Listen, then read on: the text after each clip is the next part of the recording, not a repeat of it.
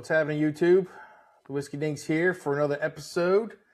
We're doing a bottle review with Mr. Javier and Mr. Brian.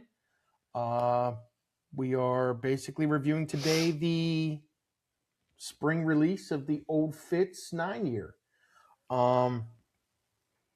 Tracy and I and Brian scored these in Louisville on our last trip.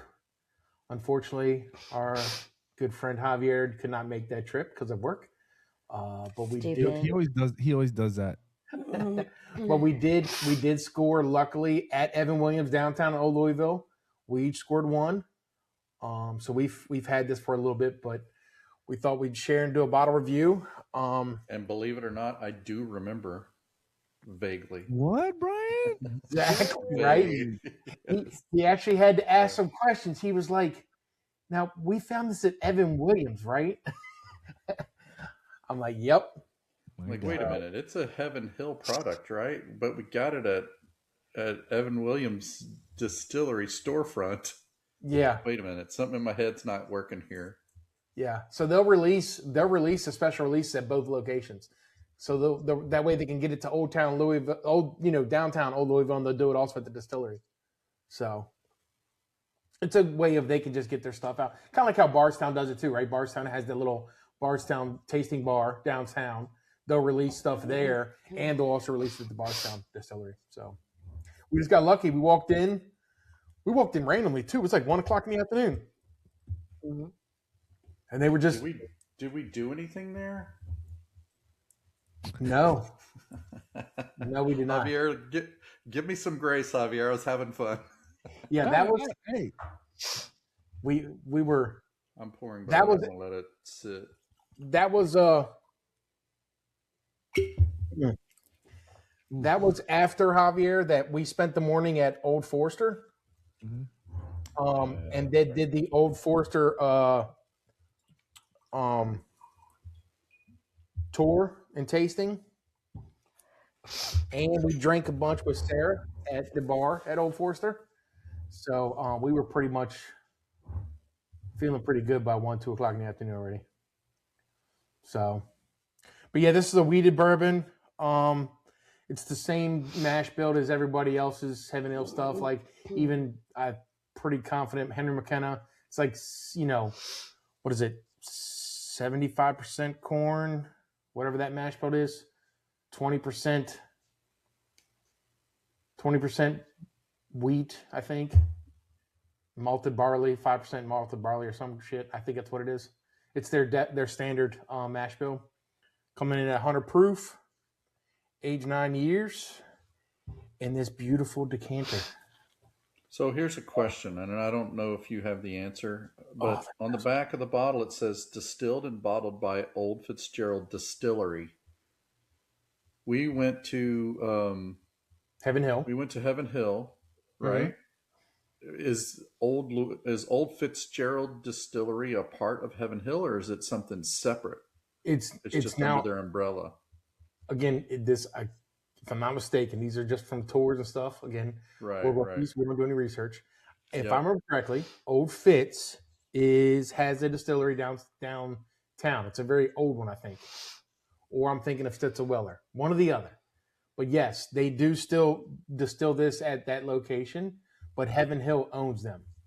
Just like Heaven Hill owns Bernheim, but I believe all the Bernheim stuff, I think, gets distilled at Bernheim still. If I'm not mistaken, again. So, man, the nose on that is just. Oh, I know. I love it. Cheers. Cheers, fellas. Cheers. I get cream of wheat.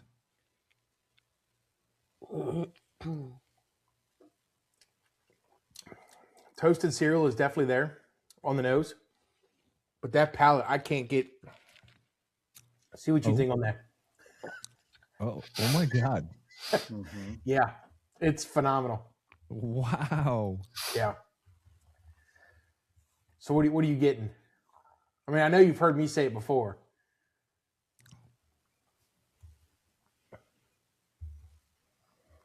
It's really good. Yeah. It's like amazing.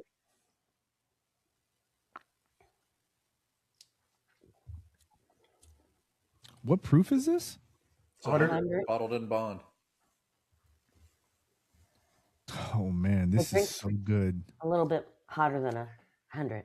Yeah, I does. think It I does. think Yeah. it does, tastes but almost like right around that 107, like Yeah, a Weller but 107 kind of It's feel. not bad. Yeah, that's the first thing I think of when I drink it.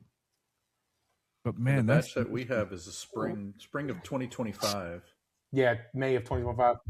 a sweet wheat, man. So what I get on the palate and the finish for me, and I is those Sella chocolate covered cherries that come out during Valentine's Day and Christmas. Not the ones with the white cream on the inside, but the clear and the cherry on the inside. Yeah. All that insideness without the chocolate is what I get on that from the palate. What was the other one we had? Oh, if it's 11, I think 11 Has tastes, more oak, but more more chocolatey. cherry, yeah. Than more this chocolatey. one. Yes. Yeah. This one's more cherry forward for me. Like Yeah, I that get it cherry on and the that nose juice. too. Yeah. Yeah. It says, if I'm correct on on the release papers, I think it even said like dark fruits and I want to say they said peach and plum too. Somebody said. I mean, I could maybe figs, but like I don't know, some cinnamon maybe on the finish. It's good though. Man, that cherry juice and the chocolate covered cherry juice sits there after it's gone. Yeah, I'm with you, Jason. Like you can almost breathe it in after you've swallowed. Breathe in through your nose. You can almost like still smell it and taste it.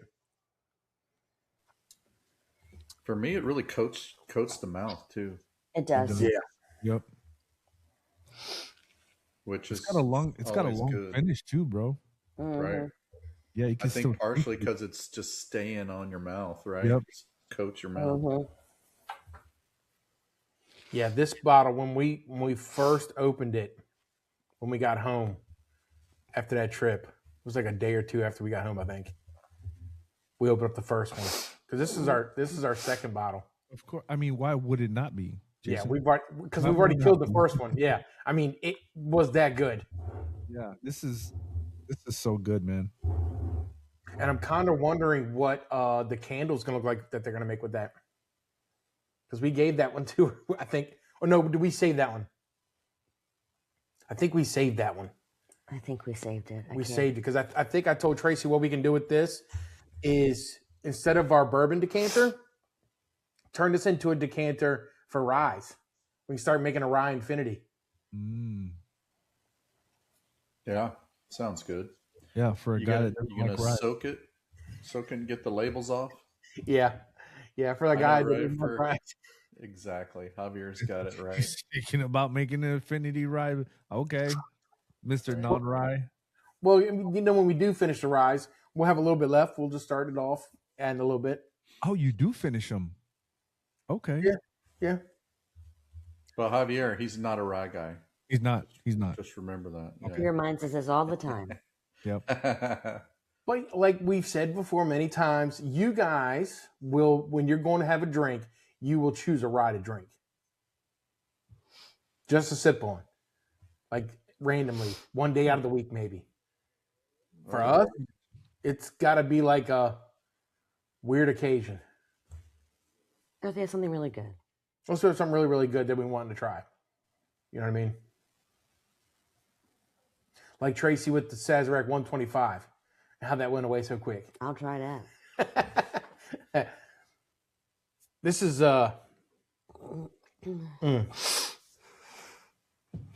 This could be my everyday sipper if this wasn't so expensive.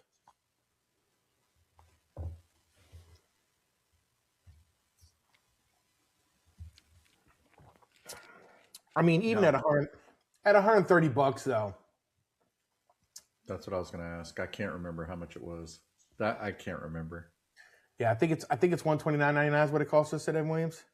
Do you want one? Yes. What about this? Yes. Throw it in the bag. Yes. Brian, I think, walked away with 4 or 5 bottles. He got an Evan Williams 12. He got the Evan Williams Master Distiller blend there. That was there that day. Yeah. Yeah. And you got another one too. Something else and the This old one, the old Fitz. I got the Evan Williams 12 and then the Evan Williams Master. Yeah, I got 3. Yeah. And my dad really liked that the Master blend. I was happy because that was the only reason I was buying it for, right? Yeah. It's just Evan Williams. And that's all we were doing. We were literally going in for that to see if we can give him another Evan Williams 12. And we walked upstairs and we're like, oh my goodness, look what's on the back of the table. And Tracy and I are like, yeah, we'll take one of each of those, please. And Brian's like, what's that? I was like, yeah, he'll take one too. Because I'm like, even if Brian doesn't want it, I'm going to buy it from him. Right. Is there a limit? We can only have one? Yeah. Man. Yeah, Dan so what do did you our stuff at that point. So what are your thoughts? What are your thoughts? What are your conclusion? Brian, you want to go first? Yeah, so on the nose, I definitely get a bit of a cherry, maybe like some sort of my nose just gravitates towards cherry, so I get cherry for sure, and I get a little bit of like maybe a brown sugar or something like that. And then the palate, I really like the way it's very viscous. It coats your mouth and lingers a while. But for me, the palate, I'm getting more of like I would never have thought of it, but you guys saying that malted cereal, I do get that. That's there along with the sweetness and a little bit more of the cherry too. And then the finish just stays forever. It feels like I really enjoy it. If you like this and you're drinking this, then the finish is going to just extend that experience for you. So, Agreed. Yeah, I personally would rate this a good 8.5 out of 10. Even at $130? Mm-hmm. Okay. That's this one's an experience. And then again, you can't beat the bottle. I mean, to me, this is the nicest looking bottle in all of bourbon world. So you got top tier bottle, delicious whiskey and bourbon here, at 100, supposedly at 100 proof, even though it tastes like it's a little bit more flavor, and it just hits for everything that we like. So yeah, 8.5, even with the price. Now, if you throw in how hard it is to find, well, that would knock it down, but we're not gonna go there. Yeah. And you know what's crazy is right now in secondary, these are $250. Yeah, I wouldn't do that, but that's just because I'm cheap. It's likely worth it. It's just too much for my blood. Yeah, I think $250 or $225, like $225, $250, I think is what they're going for right now. So yeah. What do you think, Javier? Retail price, I'm in. Yeah, retail for sure. No doubt. For me, it's like, I don't know if y'all have ever had cream of wheat. Oh yeah. Cream of wheat with chocolate, cinnamon, and brown sugar. That's what it reminds me of. Yeah, if I'm not mistaken, I think the tasting notes from the press release said toasted cereal. Yeah, that's what I get out of it. And then when I taste it, I just feel like it's a sweet wheat to me. That's what I feel like it tastes like a sweet wheater. And then it's got a long finish. For 100 proof, it has a really long finish, man, which is crazy. Like Tracy said, it feels like it drinks a little bit higher, but it's not that bad, right? The bad high, but it's pretty good. I'd probably rate it 8.7. Even for the price, I would pay the price. Okay. So you definitely pay MSRP. What about secondary? To get one? Probably not secondary. You wouldn't pay $235 for one? No, I'd probably buy a Parker's Heritage 11 before I buy this. Gotcha. Okay. What about you, babe? Throwing that out there. Yeah. Well, see, for $252, you can get a Russell's 13 batch 6. Yeah. That's like my new. So it used to be my go-to was my argument was Russell's 15. How many Russell's 15s can I get for a Pappy 15 or a Pappy 20 or Pappy 23? Right. Now it's how many Russell's 13 batch 6 can I get instead of this bottle? So, what about you, babe? MSRP, yes. Secondary, no. Shocker. The nose, I get the cereal. I get the cherry. When I taste it, I get the chocolate and the cherry. Long finish. It does drink hotter than 100, but not bad hot, like maybe 105. I think I would do it 8.5.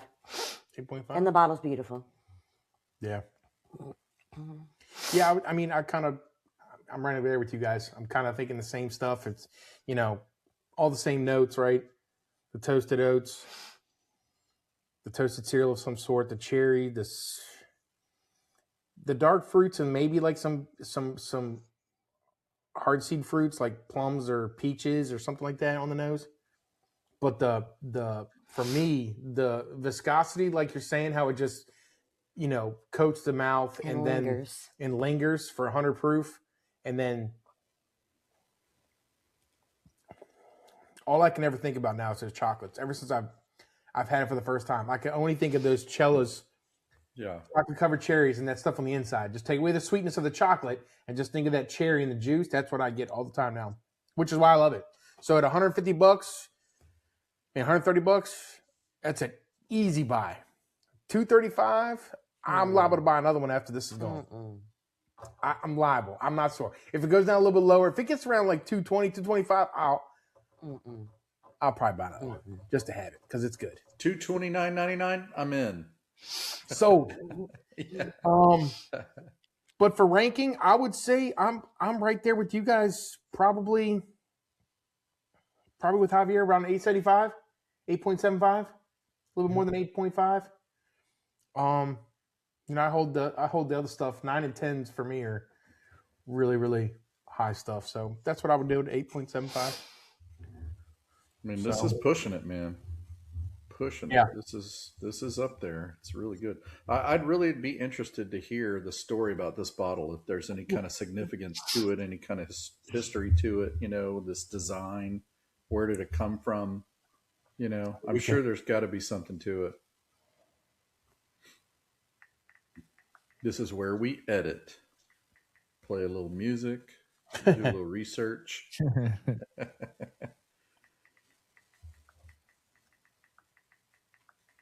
Man, just smell it. Smell your Glen that it's just been sitting there too. It just gets more fragrant for me. Mm-hmm. That ethanol's gone, and you start getting those other red fruits where I can get a little bit more of like a plum or a fig, or maybe even like it's hard to say, but I don't want to say orange, but maybe like a apricot, maybe. I can see that. Yeah. So in the 1950s and 1960s, it was a period when Old Fitzgerald was heavily marketed in unique high-end decanters, say bourbon culture and breaking for bourbon. In fact, one of their old ones was they called it the 1950s diamond decanter. It almost looks just like what the old Fitz 7-year looks like now. So it's been, I guess I remember, if you remember when we did the Old Forester. Old Forester had all their old decanter stuff in the upstairs, remember? Mm-hmm. So back in the day, the decanter kind of thing to sit on the back of the bar, I guess, and be fancy looking kind of was like the thing. So it just feels classy. You know? Yeah. It just sets it apart. Yeah. There's definitely something to it. Yeah, it's